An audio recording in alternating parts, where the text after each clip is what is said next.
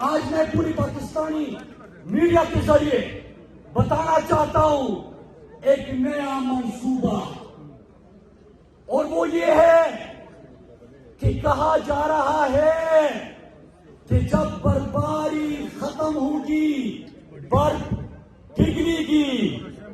تو یہاں پہ گرمی بڑھے گی۔ میرے پاکستانیوں، میں آپ کو پہلے سے آگاہ کرتا ہوں، جس طرح میں نے آپ کو کہا تھا، جب پشاور میں بلاسٹ ہوا،